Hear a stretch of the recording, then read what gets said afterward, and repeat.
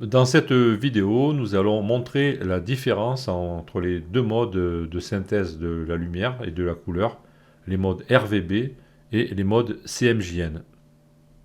Le mode RVB va proposer une synthèse additive, c'est-à-dire que nous allons ajouter les fréquences lumineuses afin de créer de la lumière, alors que le mode CMJN, lui, va proposer une synthèse soustractive, c'est-à-dire que nous allons absorber toutes les fréquences lumineuses, sauf la fréquence qui correspond à une couleur donnée. C'est pour cela que pour la démonstration, j'ai choisi un fond noir pour le mode RVB, parce que nous allons créer de la lumière, alors que pour le mode CMJN, nous allons appliquer des couches d'encre, on va dire, on peut appeler ça comme ça, et je vais utiliser un fond blanc comme on utiliserait du papier lors d'une impression. Le mode RVB repose sur les trois couleurs fondamentales ou primaires rouge, vert, bleu. Dans la littérature anglaise, vous verrez RGB qui correspond à Red, Green and Blue. Le mode CMJN, lui, correspond aux couleurs primaires cyan, magenta, jaune. Pour le noir, c'est une couche supplémentaire puisque les trois couleurs combinées sont censées former le noir, mais dans la réalité, dans la pratique, dans l'imprimerie, par rapport à la qualité des pigments, ce noir n'est pas forcément toujours de bonne qualité, donc en pratique on rajoute du noir, de l'encre, pour renforcer les noirs. C'est pour ça que nous avons 4 couches dans ce mode, mais le noir par lui-même n'apporte rien à la synthèse soustractive. Nous allons voir ce qui se passe maintenant si je rassemble les 3 couches de couleurs primaires, d'abord au niveau du mode RVB. Je vais donc ici déplacer les couches de couleurs les unes sur les autres et je vois qu'il ne se passe rien parce que ici en fait je suis dans un logiciel de dessin comme Photoshop ou Photopea et j'ai juste une interaction normale des calques. Pour simuler la synthèse additive, je vais devoir changer le mode de fusion de mes calques ici, donc je les sélectionne tous les trois et je vais adopter le mode superposition. Et maintenant, vous voyez que j'ai une interaction au niveau de mes calques lorsqu'ils se superposent. Si je regarde la zone où se superposent le rouge et le vert, j'obtiens du jaune.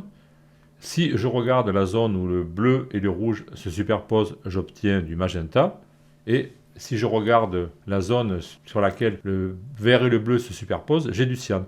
Et comme par hasard, tiens, ce sont les couleurs fondamentales de l'autre mode. Et là où les 3 couches se superposent, j'obtiens du blanc. Donc c'est ce qu'on appelle la synthèse additive. Lorsque j'ajoute toutes les fréquences, toutes les longueurs d'onde des couleurs fondamentales, j'obtiens du blanc qui correspond à la lumière maximale. Et si j'interroge ici avec l'outil pour choisir la couleur en faisant un clic dans la zone, bon bien sûr pour le rouge, j'ai la couche du rouge à fond, pour le vert, j'ai la couche du vert à fond, et ici pour le jaune, je vois que j'ai les 2 couches, rouge et vert à fond. C'est comme ça que ça fonctionne. Pareil, si j'interroge le bleu, j'ai le bleu à fond. Et si je vais au niveau du blanc, maintenant j'ai les 3 couches de couleurs qui sont à la puissance maximale. Et ceci crée le blanc. On va pouvoir à partir de maintenant mettre en évidence un phénomène intéressant. Je vais sélectionner la couche du bleu, ici, dans la palette des calques. Et je vais appliquer un réglage d'inversion qui est ici image réglage inversé avec le raccourci CTRL+I. Et là nous voyons que nous obtenons du jaune. Cela veut dire que l'opposé du bleu, c'est-à-dire la couleur complémentaire du bleu, c'est le jaune, qui se trouve lui être la réunion des 2 autres couleurs. Je vais refaire CTRL-I pour annuler cette inversion.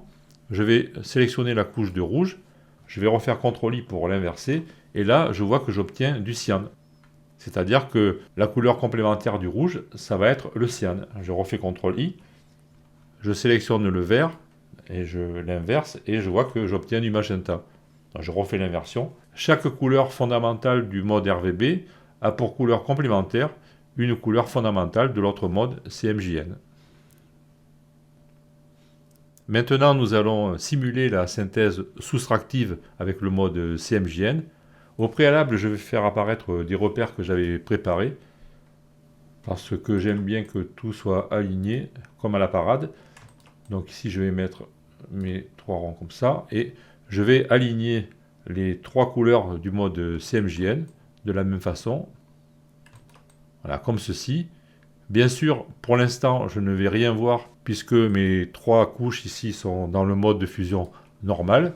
C'est le mode par défaut de Photoshop où ici j'utilise Photopea.